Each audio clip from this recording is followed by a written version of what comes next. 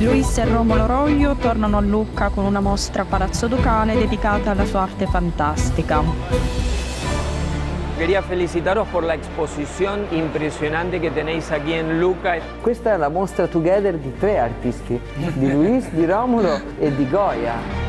Goya también es uno de los grandes precursores del cómic y del arte fantástico, como el vuestro también.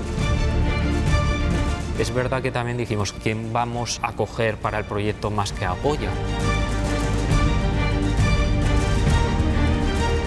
Son capaces de enamorar a generaciones diferentes, a edades diferentes, a públicos diferentes, y eso solo lo pueden conseguir artistas que tienen una creación artística exquisita. Durante muchísimos años tú eras el autor del que se veían libros en más países de todo el mundo, ¿eh? Y llegó un momento en el que Juego de Tronos estaba arrasando en todo el mundo. Claro, y que viniera un encargo de Martín dijese que él quería que tú ilustrases este libro, realmente fue un bombazo, ¿no? Quando ho visto le sue figure femminili mi sono innamorata, sono dei disegni bellissimi. Es una figuración que es toda imaginada. Trabajan sobre el tema, sobre todo de la mujer, y yo creo que han hecho un trabajo precioso.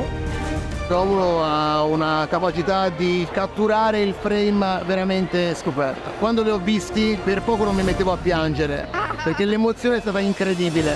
Era mi tipo de tatuaje, bueno, mi tipo de dibujo favorito. Aunque venían a pedirte un Mickey Mouse, yo siempre sacaba un libro de Luis Roglio y le decía, ¿seguro no prefieres uno de estos? Un maestro. Luis Roglio est un des plus grands illustrateurs de fantasy et d'heroic fantasy de l'histoire. Frageta era la referencia, era el gran maestro de los que empezamos en el mundo de la fantasía. And now we have you, which carries on his legacy.